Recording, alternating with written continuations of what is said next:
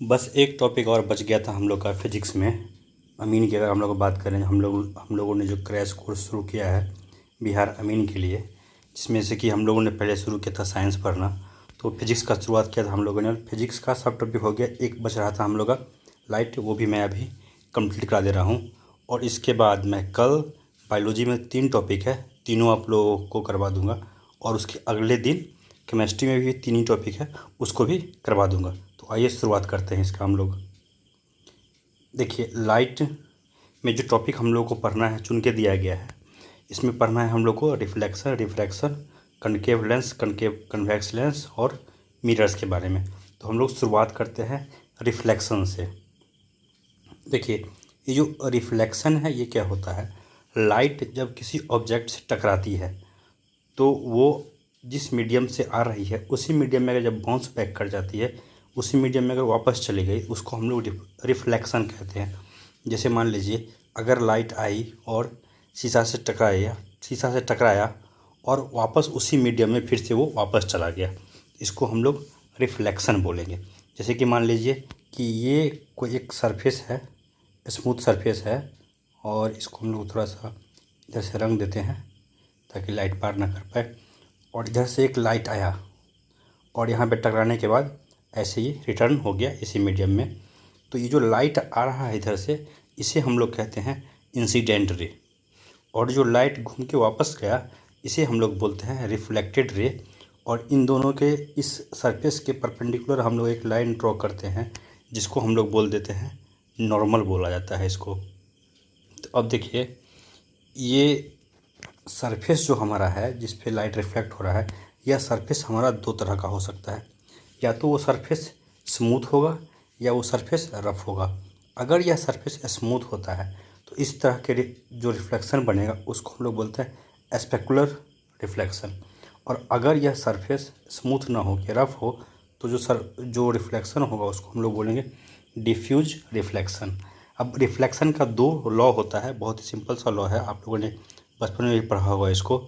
जो पहला लॉ है वो यह कहता है कि इंसिडेंट रे, नॉर्मल ये लाइन जो बनाया हम लोगों ने, और रिफ्लेक्टेड रे जो ये वापस गया, ये तीनों सेम प्लेन में होगा, एक ही प्लेन में तीनों लाई करेगा। ये पहला लॉ है।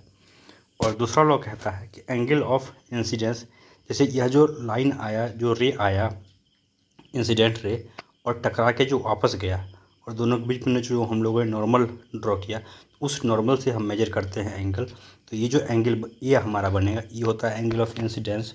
और जो एंगल बी बन के आ रहा है, इसको हम लोग बोलते हैं एंगल ऑफ रिफ्लेक्शन। तो ये दोनों एंगल हमेशा इक्वल होगा, जब भी रिफ्लेक्शन होगा तो ये दोनों एंगल हमेशा इक्वल होगा।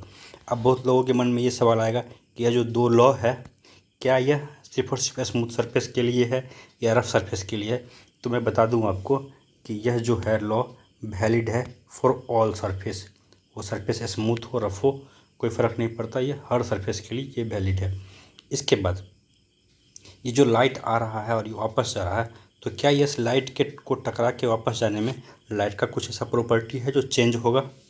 देखिए, यहाँ पे जब लाइट आके वापस रिटर्न हो रही है, रिफ्लेक्ट हो रही है, तो इस कंडीशन में इसका स्पीड तो चेंज नहीं होगा, लेकिन क्योंकि डायरेक्शन चेंज हो रहा है, तो जब भी डायरेक्शन चेंज होता है तो वेलोसिटी पे असर पड़ता है, क्योंकि वेलोसिटी जो है डायरेक्शन डिपेंडेंट होता है। तो वेलोसिटी चेंज होगा लेकिन स्पीड इसका सेम रहेगा, इसको ध्यान में रखेंगे। इसके बाद एक इसमें टॉपिक आता है नंबर ऑफ़ इमेज का, कि अगर 2 मिरर हमने लिया तो दोनों मिरर को हम लोग पैरेलली रख सकते हैं, या फिर इस दोनों मिरर के बीच में हम किसी एंगल पे इसको रख सकते हैं। तो अगर किसी 2 मिरर को आमने सामने किसी एंगल पर लगाया जाए, तो उन दोनों मिरर के बीच में कोई अगर ऑब्जेक्ट है या कोई इंसान खड़ा है, तो उसका कितना इमेज पीछे दिखाई देगा। जैसे कभी अगर आप लोग गए होंगे सैलून में शेविंग कराने, तो एक मिरर आगे होता है और दूसरा मिरर पीछे होता है, तो आप लोग देखेंगे कि पीछे वाले मिरर में हमें 3 4 5 इमेज दिख जाता है हमारा पीछे का। तो ये ऐसा इसलिए होता है कि आगे वाला और पीछे वाला मिरर जो होता है उसके बीच में कोई एक पर्टिकुलर एंगल पे दोनों सेट किया होता है। तो देखिए, इसमें सिर्फ और सिर्फ एक हम लोग को फॉर्मूला याद रखना है, 360/θ-1, जहाँ पे थीटा होगा दोनों मिरर के बीच का एंगल। तो देखिए, अगर मान लीजिए कि थीटा हमारा 60 डिग्री होता है, तो 360 अपॉन थीटा -1 कर देंगे तो हमारा ये 5 आ जाएगा। अगर थीटा 120 होता है तो 360 अपॉन 120 -1 करेंगे तो ये 2 आएगा। लेकिन यहाँ पे एक कंडीशन है, जो ये नंबर ऑफ़ इमेज होगा ये हमेशा ऑड होगा। तो जब -1 लगाने से हमारा आंसर जब ऑड आ रहा हो तब तो ठीक है, ये फॉर्मूला लगाएंगे। लेकिन जब -1 लगाने से हमारा नंबर इवन आ रहा हो आंसर, तो उस समय इस 1 को हम लोग काउंट कंसीडर नहीं करेंगे और आंसर को हमेशा ऑड ही मान के चलेंगे। इसके बाद देखिए इसमें है कि अगर कोई इंसान है या कोई ऑब्जेक्ट है, उस ऑब्जेक्ट को किसी मिरर में हमें पूरा पूरा देखना है तो हमें कितनी लंबाई का मिरर चाहिए होगा। तो इसमें सिंपल सा कॉन्सेप्ट है कि आदमी का जितना लंबाई है, आदमी के लंबाई से उसके हाफ लंबाई का अगर मिरर होगा तो उस आदमी को हम उस मिरर में साफ साफ देख सकते हैं। जैसे मान लीजिए किसी आदमी का हाइट 6 फीट है तो उसको पूरा पूरा एक किसी मिरर में उसका इमेज दिख जाए, इसके लिए हमें 3 फीट लंबा मिरर का आवश्यकता पड़ेगा। आगे देखते हैं इसमें कि अगर किसी मिरर को रिफ्लेक्शन में ही, जो रिफ्लेक्शन हमने करवाया था पीछे वाले स्लाइड में, किसी मिरर को अगर हम थीटा डिग्री से रोटेट कर देते हैं तो उस मिरर में जो नॉर्मल है वो सेम रहेगा, वो चेंज नहीं करेगा। लेकिन जो रिफ्लेक्टेड रे है वो 2 थीटा से चेंज कर जाएगा। अगला जो इम्पोर्टेंट कॉन्सेप्ट है जिस पे क्वेश्चन बहुत बनता है, इसको आप लोग अच्छे से ध्यान रखिएगा कि अगर 2 मिरर हम लेते हैं और दोनों को ज्वाइन करते हैं और दोनों के बीच में जो एंगल बनता है वो 60 डिग्री बनता है, तब अगर एक इंसिडेंट रे आएगा और ये जो टकरा के जब वापस आएगा तो इंसिडेंट रे जो होगा वो एक मिरर के पैरेलल होगा और रिफ्लेक्टेड रे जो होगा वो दूसरे मिरर के पैरेलल होगा। इसलिए मैंने यहाँ पे लिखा है जो ये मिरर ए जो है वो पैरेलल होगा रिफ्लेक्टेड रे के और मिरर बी जो है वो पैरेलल होगा इंसिडेंट रे के। सेम यही एक और कंसेप्ट है, इसको भी ध्यान रखेंगे, ये भी बहुत पूछा जाता है। अगर 2 मिरर है और दोनों आपस में परपेंडिकुलर है, परपेंडिकुलर का मतलब आप लोग समझते होंगे कि दोनों के बीच में 90 डिग्री का एंगल बनना चाहिए। तो ये बहुत सिंपल कंसेप्ट है कि अगर 2 मिरर 90 डिग्री पे लगाया गया है तो जो इंसिडेंट रे होगा और जो रिफ्लेक्टेड रे होगा वो आपस में एक दूसरे के पैरेलल होगा। चलिए अब देख लेते हैं हम लोग थोड़ा सा मिरर और लेंस के बारे में। तो इस डायग्राम से हम लोग पूरी बात समझेंगे एक ही स्लाइड में कि देख लीजिए ये लेंस हो गया और ये मिरर हो गया। तो लेंस भी 2 तरह का होता है और मिरर भी 2 तरह का होता है, ये सब लोगों को पता है। तो देखिए इसमें थोड़ा अच्छे से समझते हैं इसको कि लेंस अगर होगा और वह अगर कॉनकेव हो सकता है या कॉन्वेक्स हो सकता है। अगर लेंस कॉनकेव होगा तो ये इस तरह का होगा, ये तो सब लोगों को पता होगा आप लोगों को भी। तो ये जो लेंस अगर कॉनकेव होगा तो वो डाइवर्जिंग होगा और जैसे ही वो डाइवर्जिंग हो गया, वो लेंस हो या मिरर हो, वो इमेज बनाएगा वर्चुअल। ठीक है, अगर लेंस कन्वेक्स है तो ये कन्वर्जिंग होगा और ये मिरर बनाएगा रियल। अब ये कैसे बनता है रियल इमेज और डाइवर्जिंग कन्वर्जिंग क्या होता है, ये सब हम लोग डिटेल जब शुरू करेंगे तब पढ़ेंगे। ये इसको हम लोग एक क्रैश कोर्स की तरह ही चला रहे हैं, इसलिए बहुत ही शॉर्ट में निकलेंगे ताकि ज़्यादा से ज़्यादा क्वेश्चन हम लोग कर पाएँ। तो चलिए देखते हैं। और उसके बाद कनकेव लेंस का जो यूज होता है वो होता है मायोपिया को करेक्ट करने के लिए, बार्लो लेंस में होता है। और जो हमारा एयर बबल होता है उसमें भी वो भी एक तरह का कनकेव लेंस की तरह ही काम करता है।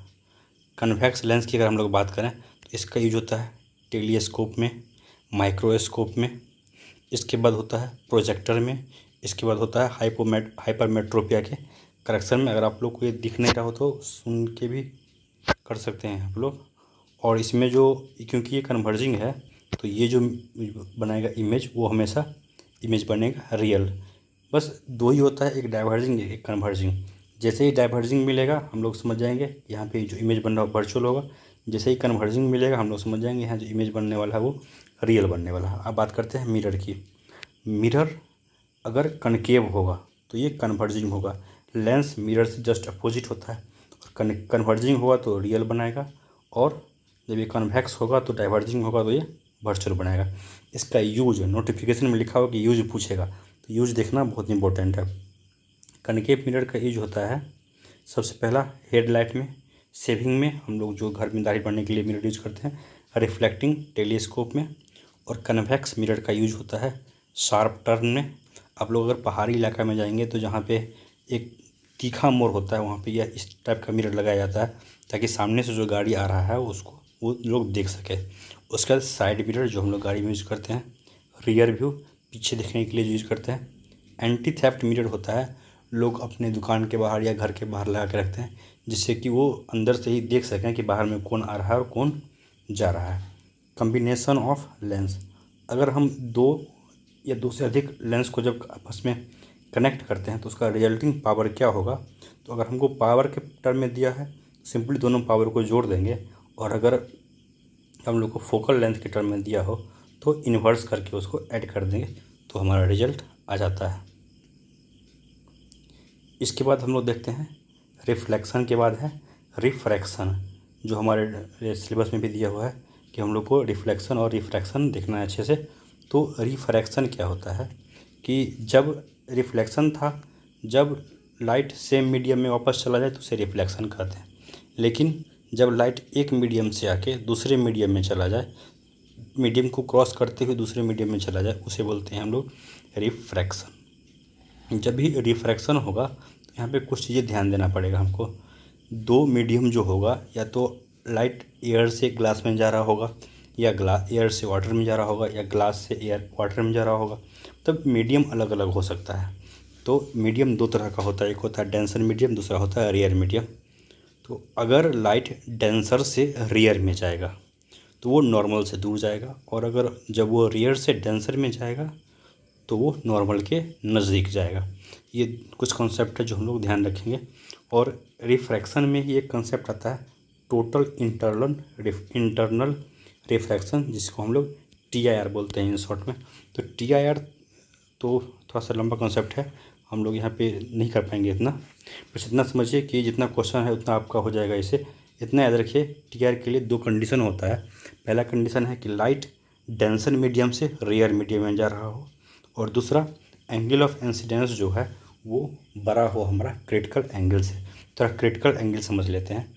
जब एक मीडियम से दूसरे मीडियम में लाइट को हम लोग सेंड करते हैं, तो जैसे कि मान लीजिए ये हमारा सरफेस है और ये हमारा नॉर्मल है, और अब मान लेते हैं ये ऊपर वाला हमारा डेंसर मीडियम है और नीचे वाला रेयर मीडियम है। जो लाइट जा रहा है तो ये लाइट ऐसे जाना चाहिए था, लेकिन क्योंकि यह डेंसर से रेयर में जा रहा है तो ये क्या होगा, नॉर्मल से दूर भागेगा। तो जैसे जैसे इस एंगल को हम लोग कम करते जाएंगे इंसिडेंस को, वैसे वैसे ये रिफ्लेक्टेड रे ऊपर की तरफ जाता जाएगा। तो एक समय ऐसा आएगा कि इसको अगर हम और नीचे कर देंगे तो जो हमारा रिफ्लेक्टेड रे है ये इसी मीडियम में वापस आ जाएगा। तो जब वो इसी मीडियम में आ जाएगा तो उसके बाद जो एंगल बनेगा इंसिडेंस का, उसको हम लोग बोलेंगे क्रिटिकल एंगल। ये डिटेल में देखेंगे हम लोग, यहाँ पे बस ऑब्जेक्टिव का बात कर लेते हैं। इसके बाद जब रिफ्रैक्शन होता है तो लाइट का फ्रीक्वेंसी और कलर में कोई चेंजिंग नहीं आता है, और इसके अलावा जो भी अदर फैक्टर है वो चेंज होता है। उसके बाद इसमें भी दो लॉ होता है रिफ्रैक्शन का। इसमें भी सेम है कि इंसिडेंट रे नॉर्मल और रिफ्लेक्टेड रे सेम प्लेन में होगा, और यहाँ पे साइन I/sin r जो होता है वो एक कांस्टेंट होता है, और इसको हम लोग रिफ्रैक्टिव इंडेक्स बोलते हैं।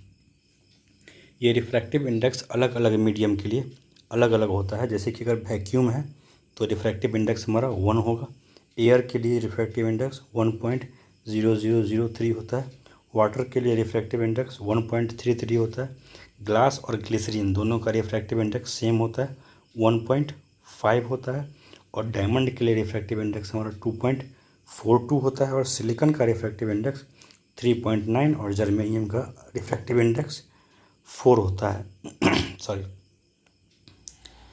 इसके बाद देख लेते हैं हम लोग कि जो एग्ज़ाम में सबसे ज़्यादा क्वेश्चन इसी से बनता है, इस टॉपिक से, कि कोई एग्जांपल दे देगा और बोलेगा ये एग्जांपल किस चीज़ का है। तो सबसे पहले हम लोग देखते हैं कि रिफ्रैक्शन का एग्जांपल क्या क्या होता है।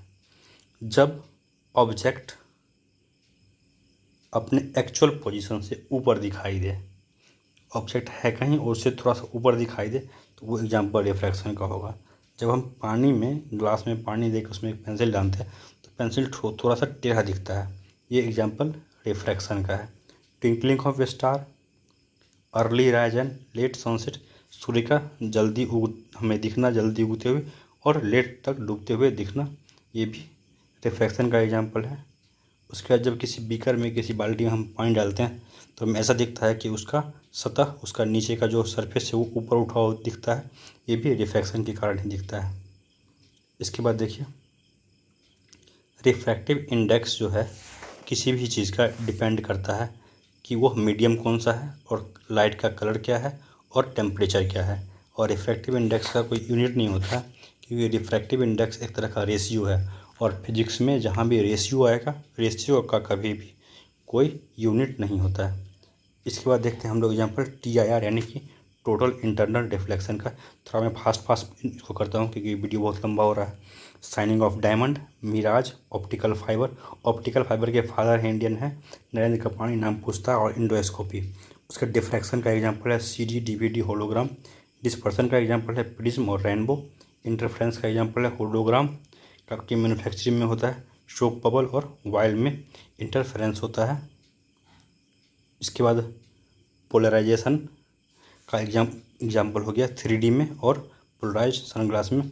इसका स्कैटरिंग है। स्कैटरिंग को थोड़ा सा आप लोग अच्छे से देखेंगे, इससे क्वेश्चन बहुत ज़्यादा बनता है। स्कैटरिंग तो पहले 3 तरह का स्कैटरिंग होता है। एक होता है रिलिंग स्कैटरिंग, एक होता है माई स्कैटरिंग और दूसरा होता है जहाँ कोई स्कैटरिंग ना हो।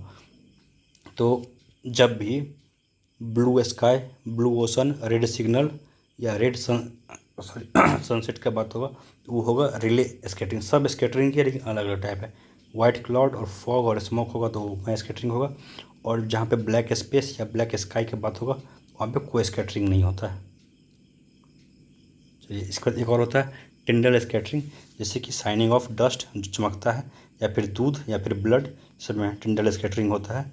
इसके बाद एक पॉइंट और यहाँ पे ध्यान रख लेंगे हम लोग कि CV रमन साहब जो है इंडियन है, इनको नोबेल प्राइज़ दिया गया था 1930 में रमन स्कैटरिंग के लिए। इन्होंने एक अलग खोज किया था स्कैटरिंग के फील्ड में, उसको बोलते हैं हम लोग रमन प्रभाव के नाम से जानते हैं, और इसी के लिए इनको 1930 में दिया गया था नोबेल प्राइज़। इसका डिस्पर्सन क्या होता है, जब वाइट लाइट 7 अलग अलग कलर में टूटता है उसको डिस्पर्सन बोलते हैं, और ये एक बैंड बन के था जिसको हम नीचे से याद करें VIB GI और बिग्योर बनता है, जिसका आप लोग को पता होगा, ये तो बच्चों वाली बात है। इसको थोड़ा सा देख लीजिए रेनबो के बारे में। रेनबो क्या होता है आप लोग पता होगा, रेनबो क्या कैसे बनता है, बस जो क्वेश्चन इससे बन सकता है वो मैं आपको बता देता हूँ कि अगर पूछेगा रेनबो में जो कलर होता है वो किसके कारण होता है, तो डिस्पर्सन ऑफ लाइट के कारण। और रेनबो का जो डायरेक्शन होता है वो क्यों होता है, तो होता है TIR यानी कि टोटल इंटरनल रिफ्लेक्शन के कारण। कभी भी दिन के 12 बजे में रेनबो नहीं बन सकता है। और आइंस्टीन को नोबेल प्राइज़ दिया गया था 1921 में फोटो इलेक्ट्रिक इफेक्ट के लिए। तो ये था लाइट हमारा। और यहाँ पे मैं कहूँ तो फिजिक्स हम लोगों ने पूरा का पूरा अमीन के लिए फिजिक्स जो हम लोगों ने टारगेट किया था कि 2 दिन में हम लोग ख़त्म करेंगे, पूरा ख़त्म कर लिया है। और मैं पूरा कोशिश करूँगा कि कल जो बायोलॉजी का 3 टॉपिक है तीनों का तीनों पूरा ख़त्म कर दिया जाए। तो मैं आप लोगों के लिए अपना पूरा कोशिश कर रहा हूँ, और आप लोग भी थोड़ा सा हेल्प कीजिए, चैनल को थोड़ा सा प्रमोट कीजिए और सब्सक्राइब कीजिए और वीडियोज़ को शेयर कीजिए। और आप लोग एक वीडियो को 2 बार 4 बार अगर आप आँख बंद करके भी देख लेंगे तो मुझे नहीं लगता कि अमीन में आप लोगों का कोई भी क्वेश्चन छूटने वाला है। धन्यवाद।